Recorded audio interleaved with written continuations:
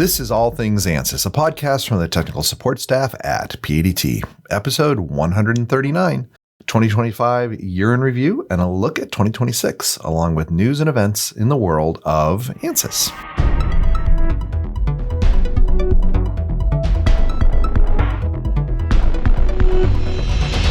Welcome, I'm Eric Miller, one of the three owners of PADT and your host for these podcasts.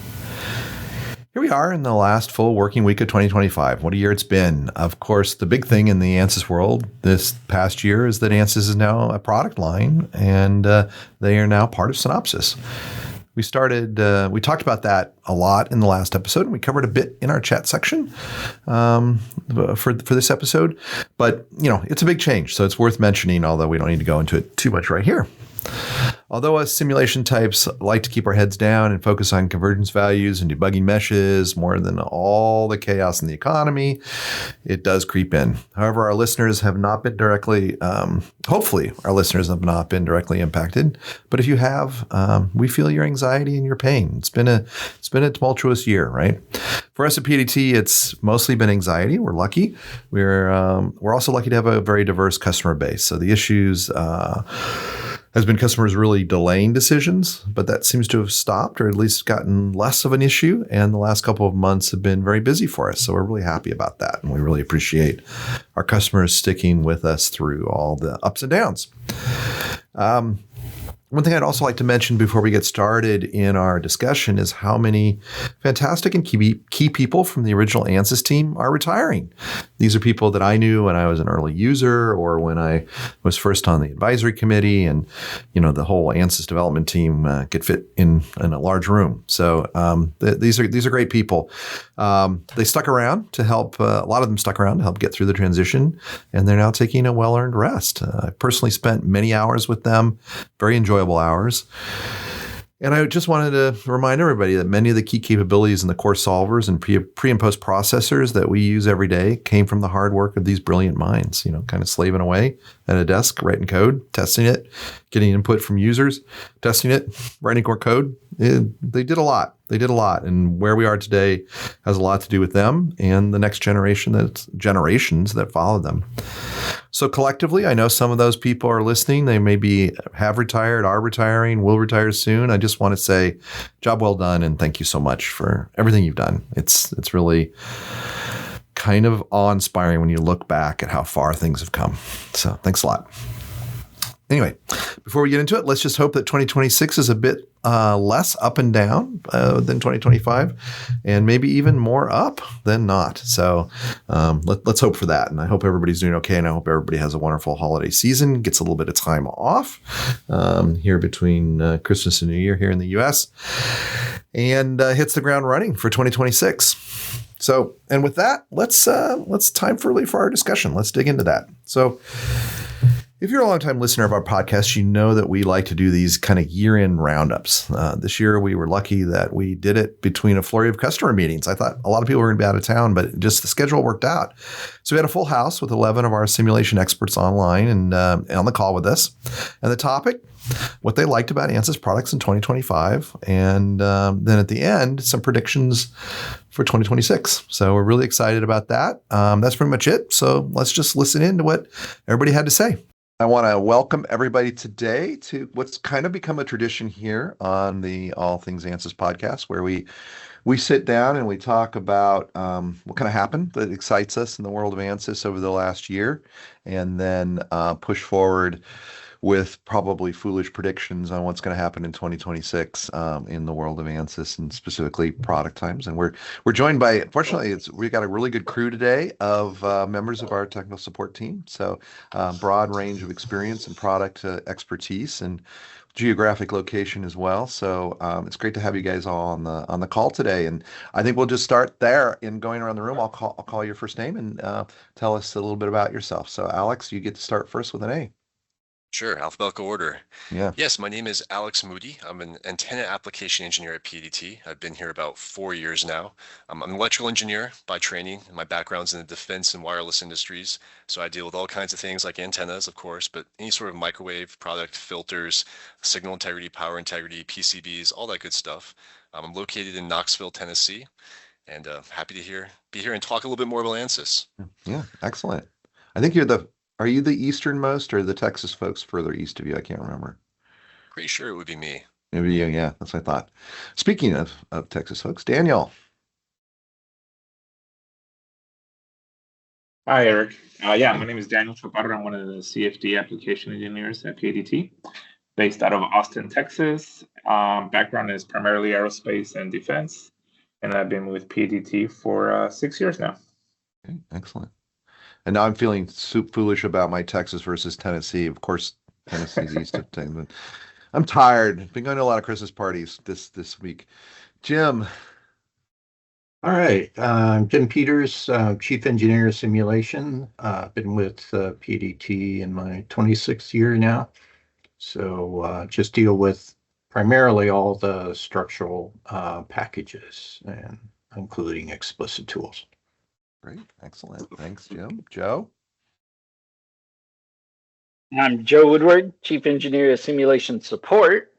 I've been with PADT for 24 years, specialized in structural, but also in meshing, and I've been doing a lot of scripting, Python scripting in the different packages. Excellent. Very good. Thanks, Joe. And I think Josh is our westernmost, right, Josh? Yeah, that's probably true now. So I'm Josh Mhm. Stout. I'm a systems application engineer here. I just finished up 6 years. And as far as being westernmost, I actually just relocated to San Luis Obispo, California. So I'm a bit closer to our customers in LA and San Francisco. Excellent. Thanks, Josh. And Miles? Hey, Miles Adkins. I'm another application engineer. I deal primarily with fluid systems engineering, and I'm been with PADT for about 8 years, located here in Tempe, Arizona. Great. Excellent. And Noah, I saw you earlier carting a robot through the hallway. Yes, this is true. So I'm Noah Asherbranner, another application engineer here on the simulation support team. My background is in none other than robotics engineering. So yeah, definitely working on a robot right now.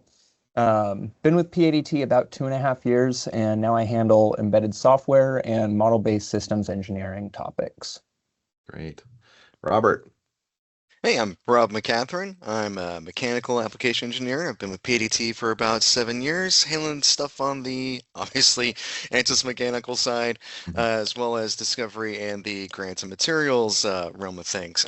My background is in kind of offshore structural engineering and naval architecture. Excellent. Excellent. And you're coming from Texas, right? Yes, from Houston. Yeah, Houston. Yeah. The offshore reminded me. Ted? Yeah, I'm Ted Harris. I'm the director of our simulation support engineering team. So that's everybody on this call except Jim and Eric. And my background is aerospace and mechanical engineering. Been with PADT almost as long as Jim Peters. Jim's got me beat by a couple of months. And I'm in our Tempe headquarters. Yeah, excellent. Very good. I'm so happy that you're all being on the call today. Tom? Hi, my name is Tom Chadwick. I'm one of the CFD support engineers here at PADT. I'm based out of Tucson, Arizona. My background has been in aerospace, everything from hypersonics to stationary industrial gas turbines and power generation, lithium-ion batteries, that type of thing. Excellent.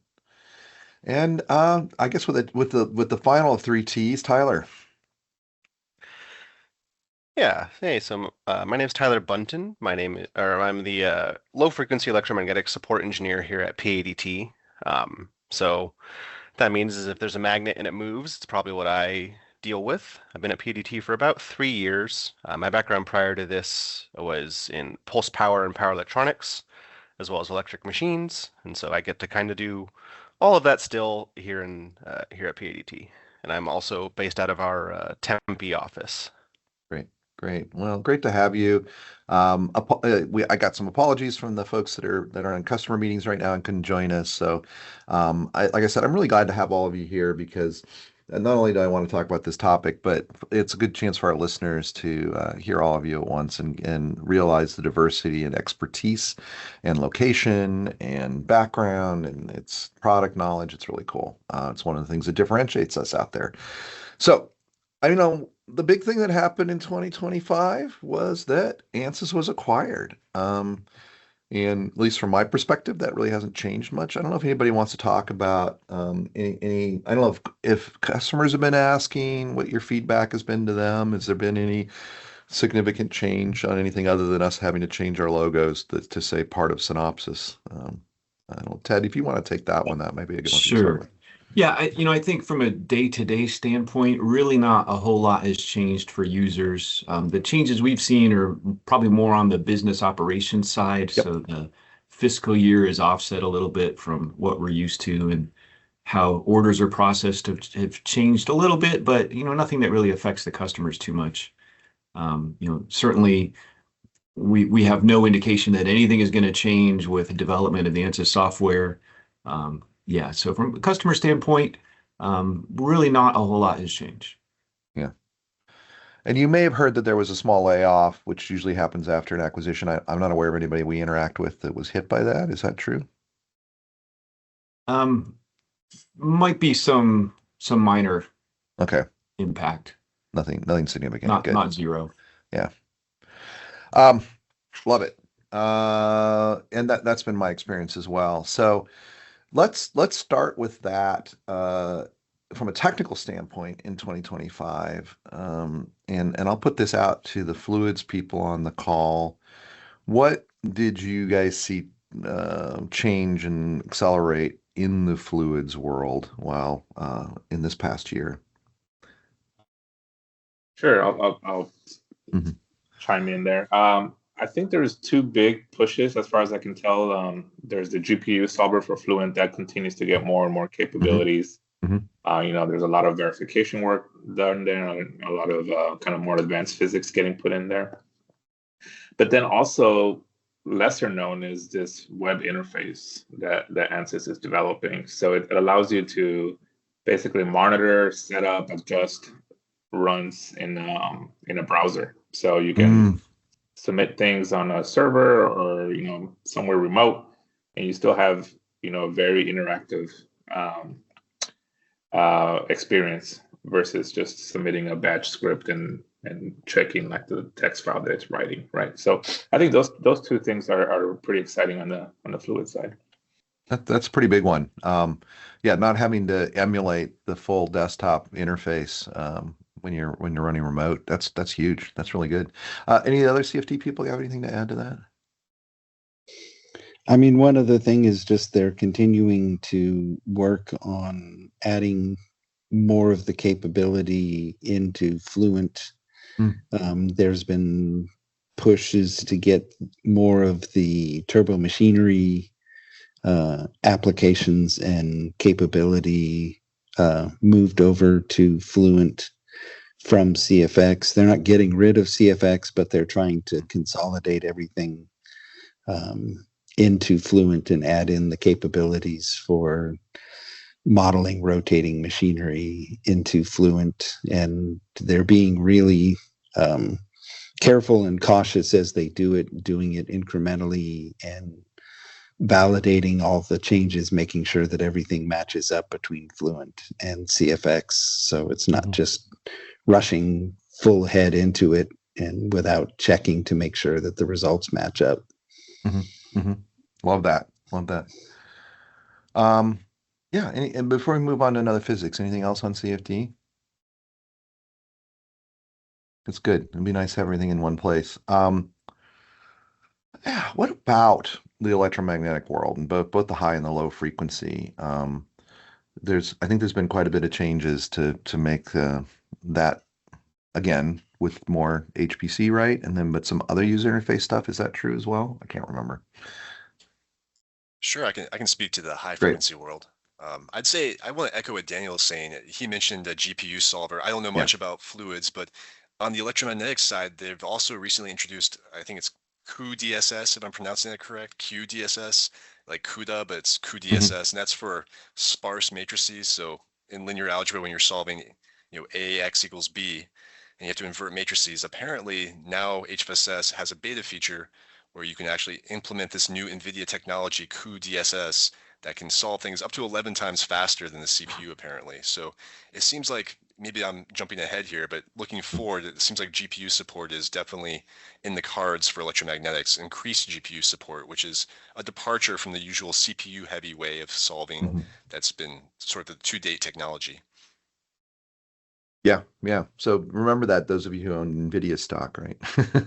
I don't know how big we are compared to AI, though. I don't know if we're going to move that needle. Anything else on the high frequency side of things? In general, just more speed increases, more feature improvements. So particularly in the world of antenna arrays, the GUI there and some of the things you can do has been improved. So for antenna designers who do antenna arrays, check out the newest release. It has some nice new features, some quality of life stuff. But in the most part, it's really performance and just quality of life features. Great. How about on the low frequency side of things? Yeah, so on the low frequency side, a lot of the updates this year have been pretty focused on simulation speedups as well as user usability. So one of the big ones that they've added is in your processes when you're running your simulation, you used to be able to choose to either save all of the electromagnetic fields throughout the entire transient solve or none of them. And they've now given us the ability to pick and choose specific objects that you care about fields. So if you want to look at the fields in your rotor core, for example, or just in your stator. So this allows you to still get the fidelity that you want, but without having to use a whole ton of disk space and additional solve time to generate all of that data and store it. And so on a lot of these like electric machines, when you start doing transient solves, you can get into the hundreds of gigabytes of data files, and being able to restrict that down a little bit saves solve time, and then also saves disk space. So that's a big improvement that's been happening in that world. Good. Cool. Wow. Developers are very busy right now. How about Josh, and the wide spectrum of products that you're supporting? What was your favorite stuff from this past year? I mean, I think it kind of fits in with what's already been discussed on electromagnetic and fluid. I mean, IcePack is kind of the intersection of those. So Right. I would say most of the improvements in IcePack have been usability focused. I think probably the one I should say one is kind of a combination of usability. One is a new feature. The really new feature here is some new ways to model PCBs. So, I mean, we've always specialized in being able to do highly detailed boards, which is, great when you need that level of detail, but they are complex. So this year we saw a new way to do it, which is basically a through plane averaging of the trace behavior. Oh. So we still get a really nice conductivity map when we're looking at it from the thermal perspective, but you don't have to model every single layer individually.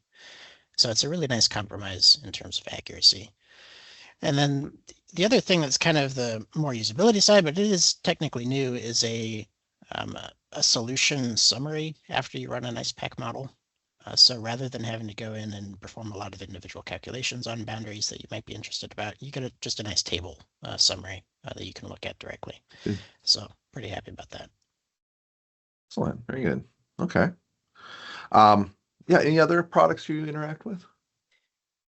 Yeah, a couple other things come to mind. Also vaguely electronics related. I do a lot of Sherlock support. So we saw, I mean, again, kind of incremental things in terms of parts libraries being improved and all of that good stuff. But also there's a new way to build up highly detailed component models in Sherlock. So the idea is, not to actually solve them in Sherlock, but to use Sherlock's pre-processing and understanding of what components should look like to help you with a really detailed mechanical. So we can actually take a ball grid array component off of the PCB that we import. We can build up a highly accurate model with all of the individual layers, the internal structure, and the, importantly, the balls underneath it. And they're made out of solder. And export that to mechanical for a really complicated thermomechanical with full viscoelastic effects and all that. So it's kind actually of a pretty big deal. Having done that by Yeah. hand back in the day, that's huge. Yeah. Yeah, absolutely. I mean, all of the post-processing and all that is still going to be, up to use the end user. but not having to go through that manual process is certainly a big time saver. Yeah, boy, that's huge. Awesome. Any other? You have so many products that you support. I can't remember them all. I mean, I would say maybe last one. So OptiSlang on the systems side, you know, it touches all of the other tools we have. It's, you know, very general, very broad. There have been some nice performance improvements there. I mean, they've been iterating on the one-click optimizer for the last couple of years, and that has continued through 2025. So being able to just continually see improvement in algorithm performance and speed, effectiveness, that's certainly good. They are making a pretty big push for AI in those kinds of applications. Right. I think that's something that I'm still maybe looking forward to maturing a little bit more. You know, AI is certainly a hot topic. I'm sure everyone else is going to have feedback on that too. But in terms of exactly what you consider as AI versus more traditional machine learning or more general, you know, algorithm type approaches, you know, I think we're going to see a lot more of that in OptiSlang, even beyond what we have right now. Good. Yeah. Yeah. We'll definitely come back to that when we talk about the futures, because I think that there's a push in that direction and users need to pay attention to it. Cool. Very good. Let's keep with system level stuff and hop on over to Noah and what's going on in your world. Yeah, my world has been really busy lately. So kind of some major highlights that I kind of wanted to touch on in the SCADE and embedded software world. We've got two products kind of going on through parallel development. So the more original or legacy tool, SCADE, got some improvements to support the new FMI FMU 3.0 standard, which is definitely exciting to see. And then on the SCADE 1 side, this is where we're seeing a lot more focus in development. Not only is it supporting FMI and FMU generation for 2.0, but now we're also supporting the generation of Python code reflecting the actual internal C code that's being developed by SCADE. So what we're seeing in industry is that more and more customers are wanting to interact with their code via Python. And so being able to do that, you know, directly from the SCADE 1 development environment and be able to start doing test generation and whatnot, it's really powerful. So that's the really exciting stuff kind of on the embedded software side. But, you know, I think even more exciting is in the system architecture world. So earlier this year, Ansys had the public release of the Ansys System Architecture Modeler. So this is a SysML v2 modeler that lets you design and describe your various systems across industries in SysML v2, which was just formally adopted earlier this year. I want to say in June by the object management group. So we're seeing a lot more interest from our customers in doing system level modeling and, you know, interacting with SysML2. So been busy with a lot of that lately. That's really cool to see. Yeah, and hopefully some of our listeners that are more component folks kind of get the idea that they may be using another product for system level stuff. Are you feeling like it's time to take a look at Ansys again if you're using somebody else's tool for that?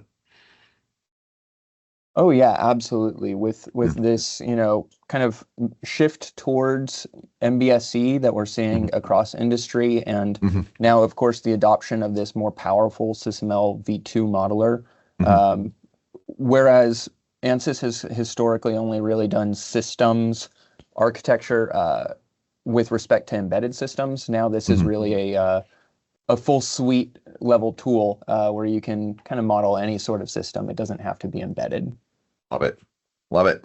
Well, that's a really big one. That's huge.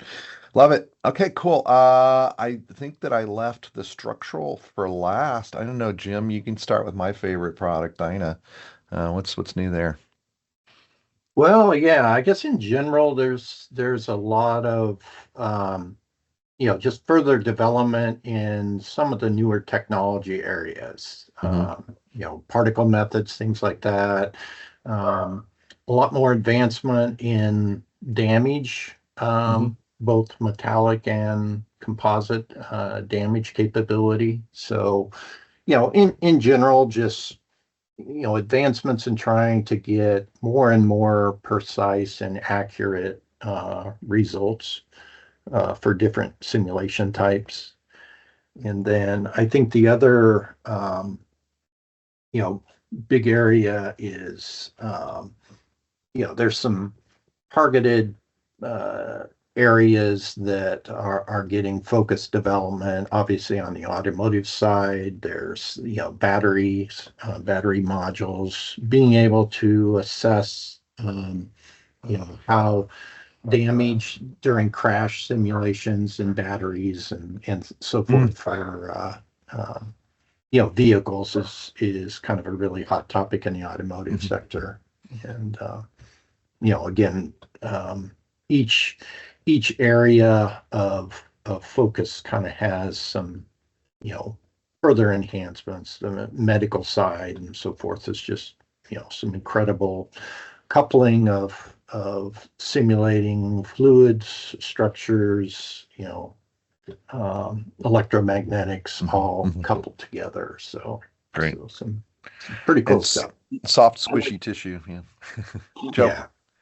I was just going to say, I like that they're continuing the integration of Elsteina into Workbench.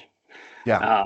And the mechanical interface for the pre-processing to be able to access more of that technology through Elsteina is great. Huge point. I mean, it's they keep adding more capability and exposure to give access to those features. And I'll just add, Jim kind of gave a taste of it, and Joe mentioned it, is that there's a lot of capability in Elsteina. Yes, it's really good for running cars into walls, but it does a lot of other stuff, and you should take a look at it. It's pretty impressive.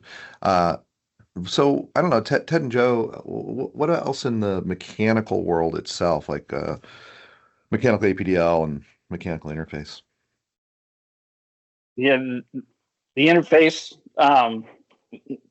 One of my big things that I've been looking at is the substructure modeling generation through the component mode synthesis. Just making that easier for large assemblies to go in and create those super elements, to be able to import them and export them and use them to build out bigger assemblies and run faster. Just by far much easier than it used to be. Awesome. That's gosh, yeah. I'm not going to say back in the day. I'm not going to go there. Yeah. That's amazing, Joe. I love that. I love it. Cool. What else? Couple of things for me. So, on the mechanical side, a lot of effort has gone into improving the performance with GPU acceleration. In years past, we would typically tell people you're better off investing in CPUs rather than GPUs for faster solutions in mechanical. I don't think that's true anymore. They've really made some strides in improving the performance with GPU acceleration with these newer, more powerful GPUs. So the run times using GPU acceleration are really quite impressive now. And other things, Josh mentioned AI capabilities. There's a couple of things that touch the mechanical world. There's, Ansys GPT on one level. That is Ansys's large language model for being able to ask questions. It mines a bunch of sources that a lot of customers have access to, but you don't have to do the searching yourself. So a lot of our customers now have access to Ansys GPT. Some organizations have some trepidation about it, so it hasn't been activated. But if you are a PADT customer and you don't have access to it, let us know and we can look into that. And another thing that I think a lot of people don't know about is AI for resource prediction. So Ansys has had some resource prediction in mechanical for several years now, but there's now an AI capability that it does require an additional license called Structures AI Plus. But right now, customers have to request that, and I'm guessing a lot of people don't know about it. But what it does is it enables some material curve fitting as well as some resource prediction for even nonlinear models based on what is in your model now. So, there might be some, you know, data privacy concerns with that, and certainly we can work through that with you if that's something you do have an interest in. But as of right now, that license is free. You just have to request it to get that additional capability. And there's also Ansys and customization, automation, a lot of emphasis on that, and systems modeling. So not just at the component level, but at the systems level, and tying everything together and tying things together parametrically. So that's kind of a brain dump for me right now. Yeah. So a lot of this is stuff we've been hearing for years, just better and better in different areas, but the AI is kind of new. So it's good to see they're dipping their toes in the nice, cautious Ansys way to give us something useful. That's really good to hear. I love it. Daniel, I don't know that we've heard from you. Did you want to add anything on your area, the CFD side of things? Yeah, I mean, I talked about the GPU solver and about the web browser interface. Oh, that's right. You went first. That's why. There's so many of us, yes. I'm like, we didn't hear from Daniel, but we did. You went first. Did I miss anybody besides not missing Daniel? Oh, yeah, I have a couple of updates. Oh, Robert, yes, thank you. Yeah, so just add some quick ones on the mechanical side, because this recent release, the R2 as well, has just been a lot of meshing improvements in general and workflow improvements. So there's kind of two major workflows that got exposed this year for kind of more specialist engineering side. So you've got the kind of stacker mesh workflow for the electronic side. So that's where you're doing like a PCB or something like that. You need to model like a ton of solder balls and things. You just mesh one solder ball and it just populates it with the same mesh for all the rest of them. And it can easily separate, items out from the balls, etc., or doing different components for electronics. Then there's the NVH acoustics workflow now, which is more like a wizard. So that's going to be focusing on creating these nice kind of meshes for the acoustic analyses.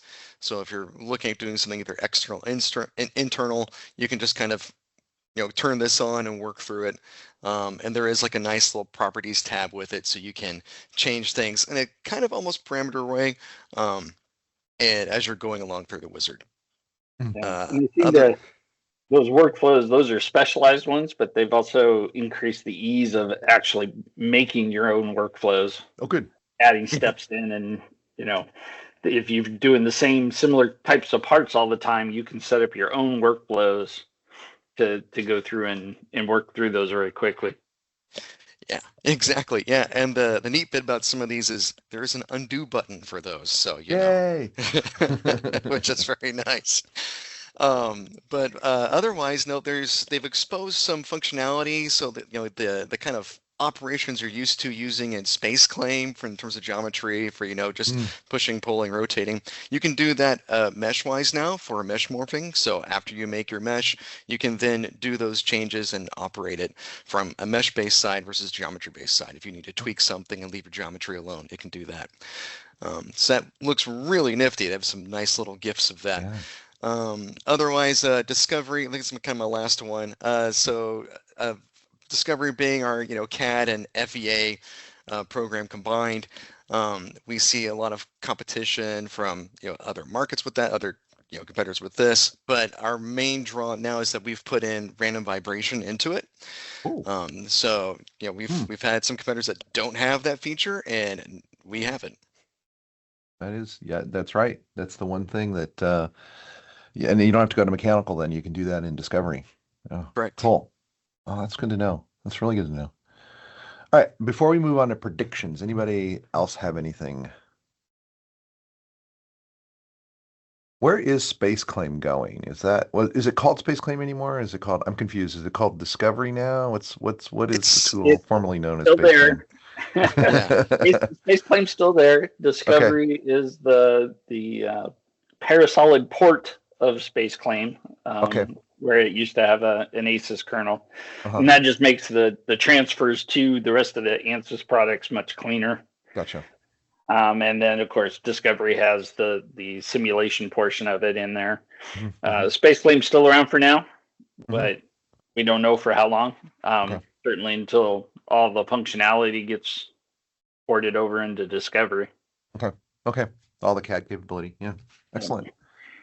Love that. All right. Well, let's predict 2026. I'm just going to throw that out there. Who wants to talk about AI in 2026? Let's just start there. Let's not beat around the bush. I'll jump in just from like an industry perspective. And Eric, we were at that the Celebrating Innovation Summit a few weeks back.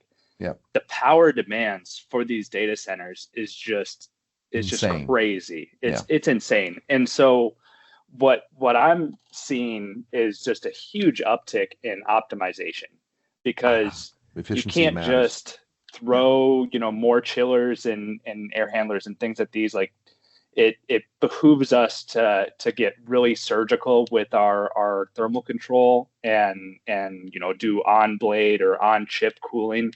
And so I could see, as we try to, figure out both the solution of how do we make enough power for these things. And I think nuclear is going to have a role in that. Right. We're also going to see, an engineering interest in optimizing our designs to eliminate as much waste as possible.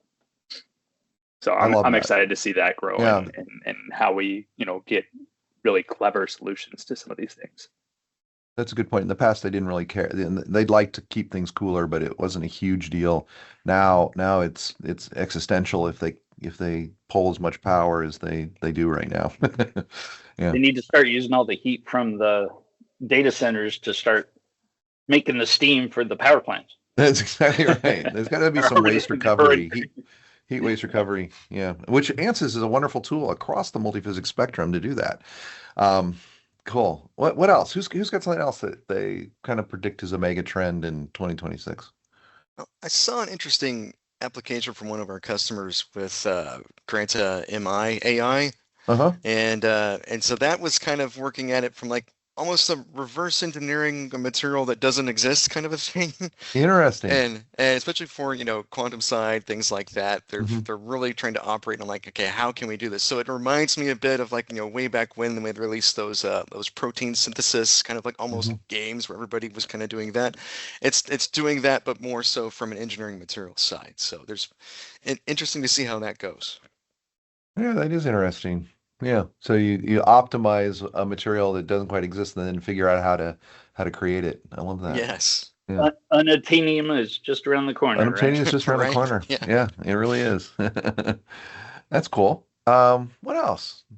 Yeah, kind of related to that topic. That's kind of an area that Ella Stein is working on the AI side, is reverse engineering nonlinear materials based on a crash event. It used to be you had to characterize all those materials and then try to, have something that would match your, physical test results. Now they're kind of working the opposite of that, where you can take results from an actual physical test and try to back out what the material needs to have or needs to contain to be able to create that type of damage. So that's the area of AI that Ella Stein is kind of focusing on is machine learning and giving trial material curves and so forth for it to be able to kind of back out what that material really needs to look like. Then you could probably go over to Granta and try and find something close. Yeah. Like that. Yeah. Cool. Anybody else got something? What about part of the acquisition of Synopsys is, and we don't really cover the PADT doesn't really cover some of the products that were, chip design drive tools, but what are we seeing as far as anything yet as far as integrating with some of those Synopsys tool sets? Or is that still being planned? Yeah, I don't think we have a huge amount of information there yet, Eric. This is being planned. Yeah. Yeah. Okay. The biggest change I've seen is the color of the polo shirts that they've been wearing. Yeah. Like we said in the intro, Ted mentioned is that a lot of the changes are more on the operational side and business side of things, and not so much technical. What's going on with GPUs? So we talked a lot about GPUs. Is there? I assume we'll just keep seeing more and more porting and more solvers and more parts of solvers going into the GPU. You guys think that's going to happen? Yeah, Ted talked about the Mhm. the GPU acceleration for mechanical. I'm Mhm. hoping at some point, they're redoing the fluent solvers for Mhm. GPU. At some point, then they'll go back and do the structural solvers. Yeah. Full rewrite for the GPUs at some point. Yeah. That'd be Yeah. great. And at a very high level, NVIDIA and Synopsys just announced a Right. strategic partnership a week Yeah. or so ago. Yeah, it's kind of a nice closed loop. I was reading that and talking to some other folks about it because we use those tools to run Ansys, but they use Ansys tools and Synopsys tools to design the chips, and the boards and all that stuff, and the semiconductor process, and yeah, it's kind of a cool ecosystem. So kind of like that. Yeah, and that technology is really critical to leverage because pretty much all of our customers are under pressure to reduce cycle times and improve quality or meet additional regulations or customer demands. And being able to solve quickly is a big part of reducing that cycle time. And GPU solving is what enables that. Yeah. I like that. Well, it's one of the things that enables that. Yeah, one of the things. An important one. So the most recent podcast was on digital twins, and we kind of beat that horse to death. But I don't know if anybody wants to address what they think. I mean, there's a lot of interest out there, right? Is that something you think we're going to keep seeing? Is more and more of that movement towards a full system level replication?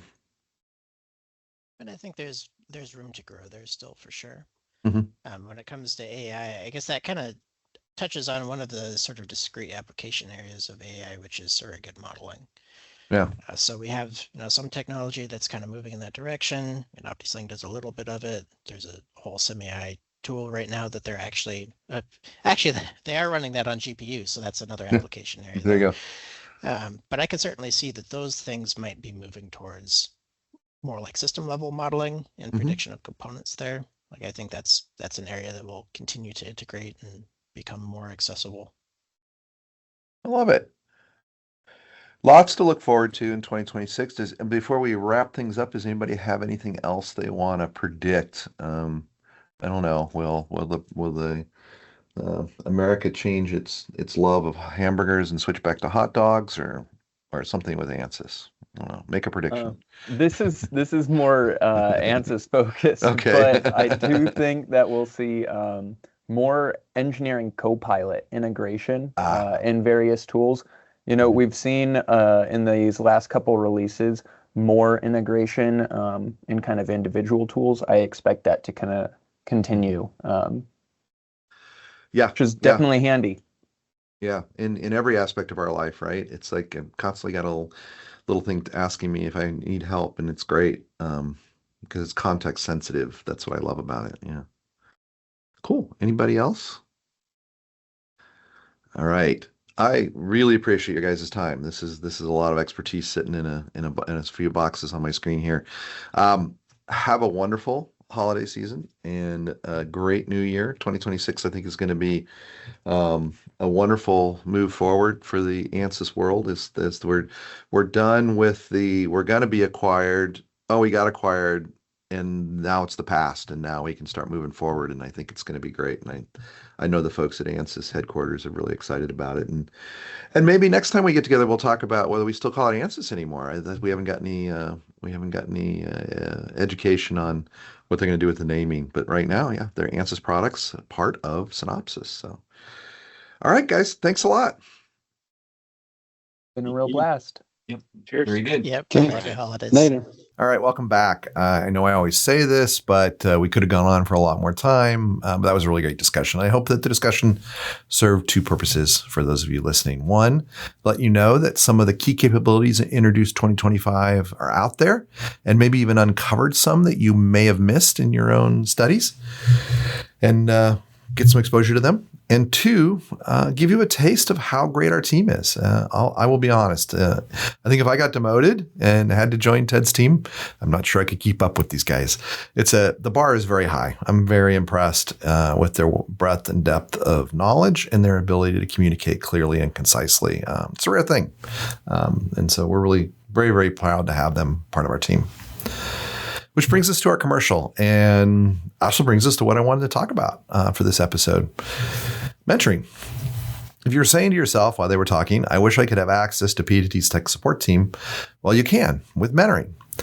Have you ever looked at your screen after hours of trying to figure out how to do something or fix something and say to yourself, if I could just get access to an expert to help me work through this, I'd get to the results so much faster. Well, that's exactly what PADT's Ansys mentoring is all about. You get access to our team of experts by the hour, and they can help you one-on-one or whatever you may need. We have been offering this for, it says 20 years, but I think it's probably been 25 years now. And our customers who take advantage of this service keep coming back for more. It's one of our more popular add-ons to people who buy Ansys from us, and then people who don't get it from other people. So you don't have to be one of PADT's Ansys customers, and you don't have to be located in the US. You just need to want to get our team on your team.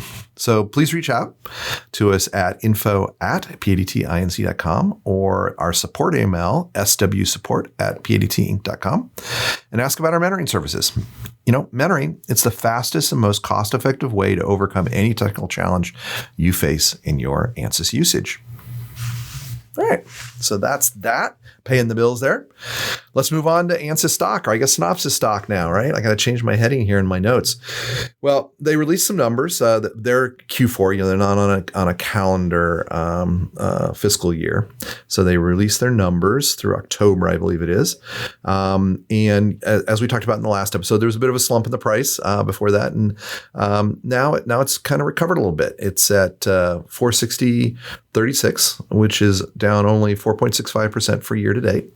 Now, in comparison, the S&P 500 is up 16%. So they got some work to do, but and that's of this morning on 12/15/2025. But it seems like things are turning in the right direction, which is great.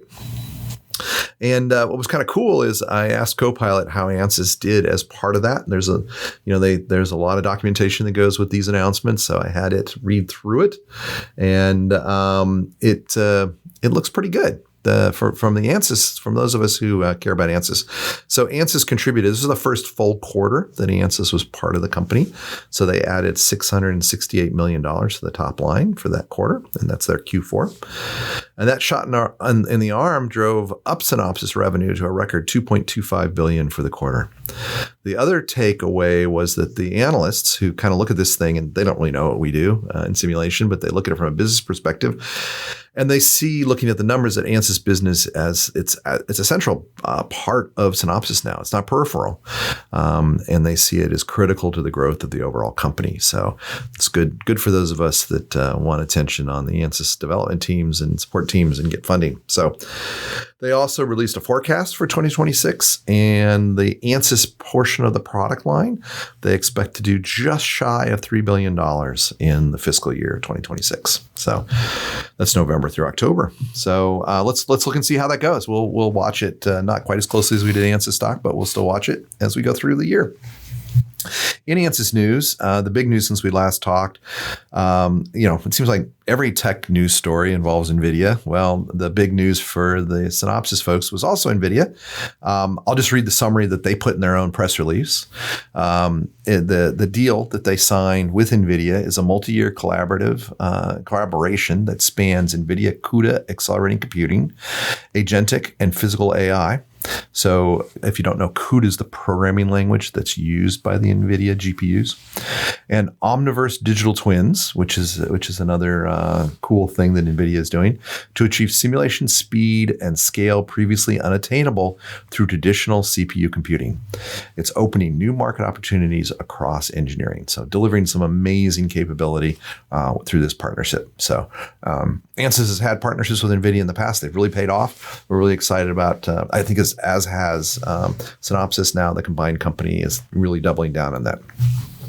Okay, I didn't just read their note. I put in some commentary. I'll try to do better on the next one. The next note said, to further adoption of GPU accelerated engineering solutions, the companies will collaborate in engineering and marketing activities. So it sounds like we're really going to work together on making sure you, the users, get the right GPU acceleration for your needs. And then the last one was that NVIDIA invested $2 billion in Synopsys common stock. So that didn't hurt at all. Never a bad thing when somebody gives you $2 billion, even in a company that size. So I think that's really good. We'll see how it plays out, but a lot of the focus on NVIDIA is on AI, and certainly Ansys will be leveraging it for AI. But don't forget that there's, as we talked about in our discussion today, there's a lot of work on GPU speed up with the solvers that Ansys uses. So we're really excited about that. The other bit of news that I'll put out there is that they did their official press release that they will be at CES 2026. It'll be a Synopsys booth. I think other people here know the details, but I don't know if there's an Ansys neighborhood or if it's where Ansys is in the booth. But if you're going to be at CES, please stop by. PADT will have a team there. We've been going in the last couple of years. We really like it. A lot of our customers are there, so it's a great place to hang out. So do look for people in PADT shirts as well as Ansys shirts as you wander around CES if you're going to go to that giant event. We hope to see you there. And then PADT news, we got nothing to report. I wish I could report some things. We always have to sign these NDAs, but I can say that we've had some fantastic deals with some of our key customers, some name brands that you know, some companies you may not know. Really seeing good year-over-year growth of Ansys usage, some of it significant, to where they are really using simulation across their product development process and using it well, and to the point where those accounts are growing, and our support team is growing for them, and our training is growing for them, and some really nice. I don't even want to say deals. They're really collaborative partnerships, if I want to throw a buzzword out there. But these large enterprise transactions are not just, here's a quote, give me a PO. There's just a lot of work that goes into them on both sides of the table. And really because there's value in the product and there's value in working with PADT. So they've been great. I just love it. So enough about that. On the Ansys blog, they did put a couple of things out. It seems they're a little quiet there. I think they're still trying to figure out who's doing what after the merger. But there's two blog articles instead of my usual 3 that I'd like to recommend. One is called The Invisible Engine, and it's how AI is quietly transforming simulation. And as we said in the chat, AI is coming in, and the Ansys and the full Synopsys teams are taking advantage of it and looking at it very seriously. And I think the key thing that you'll get from this article is how they're looking at, what's things we can do with it today, what's things that we can do with it tomorrow, and what do we need to do to the software so that it can utilize and leverage these AI tools. So there's just a lot going on, a lot of moving parts there. Keep your eyes on it. It's going to change a lot of things. The next one is another mega trend, which is autonomy. And it's really focused. We usually think about, we live in Phoenix, so we have Waymo. So I think about autonomous cars all the time because I ride in them. But how autonomy is shaping systems operations in aerospace and defense. And it's a really important topic. We need to understand what it is, whether you're working on the control systems or a system level engineer, or if you're providing components. Maybe you're doing the cooling on a sensor that works in the autonomous system. We need to know this stuff, right? We need to know how it's going to be used. We need to know what they need. We need to know what the goals are. And I really recommend that for an added bonus on that blog post is there's a link to an ebook on the topic. Go ahead and give up your email address. They already have it anyway, and fill that out and take a look at it. I think we need to pay attention to this. So that's it for Ansys blogs. We had 2 articles of Ansys user interest on our blog as well. First off, Josh Stout actually these have both been published right when the podcast is coming out. Josh is on Ansys IcePack plotting surface normals and interpreting flux calculations in Ansys Electronic Desktop. So what he basically does, if you're doing a 3D object, right, you know what's inside and what's outside. But if it's a shell object, you got to figure out which way is out and which way is in. And he shows how to do that. It's a very common technical support question that we get. And after answering it a bunch of times, he decided, I'm going to write this up. And so that's what he did. So very useful there. And then Tyler Button's continuing to help us understand MotorCAD. And he did an article, Ansys, MotorCAD, and Maxwell on model export. So if you use both of those tools or either of those tools, I guess you have to use both of them. But MotorCAD, if you don't know, is a electromagnetic, low frequency electromagnetic tool for designing and iterating on motors. And Maxwell, of course, is the general purpose low frequency EMAG solver. So this is how to export models from those guys. The third blog post that I want to point out from PADT's blog has nothing to do with simulation, but it's really cool. If you follow our blog or listen to this podcast, you know we've been playing a lot with AI, images, content. We're just doing a lot of stuff, using it for 3D printing. Converting 2D images into 3D images for 3D printing. Well, one of our folks here, Andrew Smith, decided that we need a little Christmas cheer around the office, and he wanted to play with a new site. So he had AI generate a Christmas song. It's called 3D Printing Christmas. It's really catchy. It's earworm level catchy. I'm kind of humming it in the back of my head right now after writing that blog article. But I'm going to include a little bit here to kind of get it in your head. But do go to the PADT blog to hear the rest of it. It's pretty cool. Anyway, here's a listen.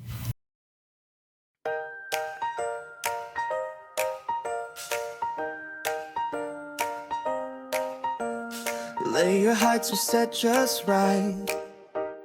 Bed is warm and gleaming bright. Spools of filament in tow. Let the melted magic flow. Slides and models late at night. Watching previews, pure delight. Stringing lights around the shop as the AMS goes pop, pop, pop.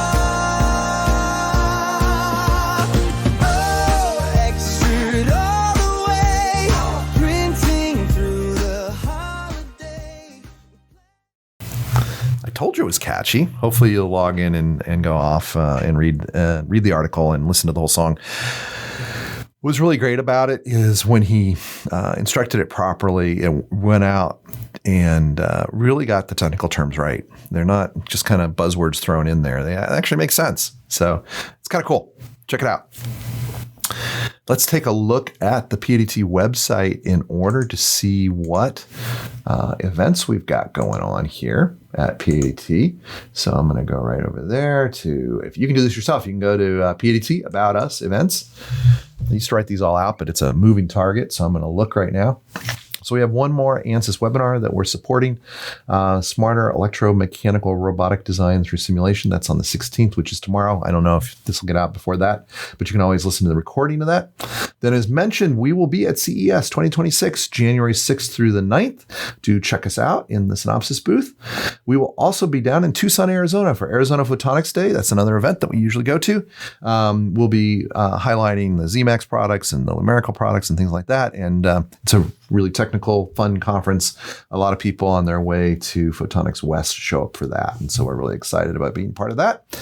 And then the other thing you should know about is we will be at MD&M West. They keep changing the name of this show. It used to be the Pacific Design Show and then 20 different names. They're settling in on MD&M West. This is the big Anaheim design and manufacturing show that we go to every year in the beginning of the year. So it's February 3rd through 5th this year.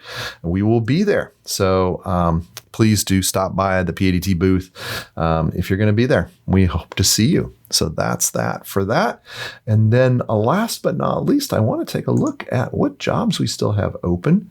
And so we have a few, and I've mentioned them in the last podcast, but I'll mention them again just in case you didn't catch that episode or don't follow us on social media.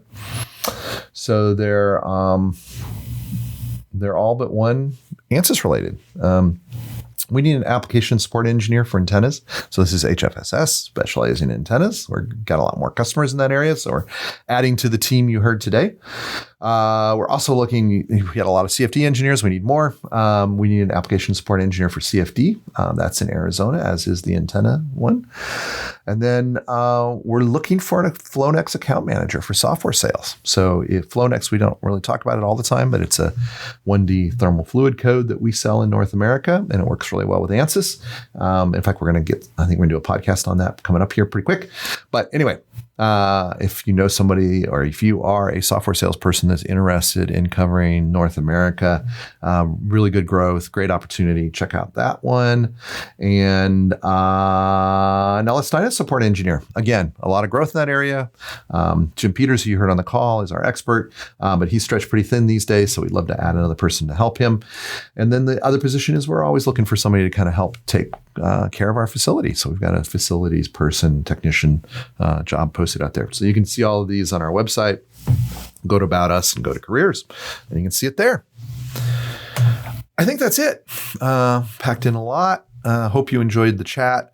We'll finish up by really wishing everybody a wonderful holiday season and a happy new year, because we won't talk again until 2026. So everybody have a fantastic time. Here's wishing you and your family a safe time and a happy time and a very prosperous 2026. So thank you for listening, and thank you for being part of our world. Don't forget to subscribe to our newsletter at padtinc.com/opt-in.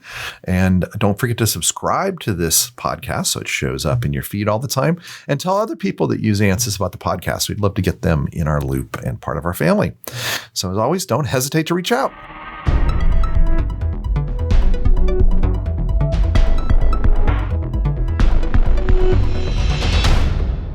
Thank you for joining us for the All Things Ansys podcast, episode 139. As a reminder, this podcast is not affiliated in any way with Synopsys, and the opinions expressed are those of the people on the show only and not of their current or former employers.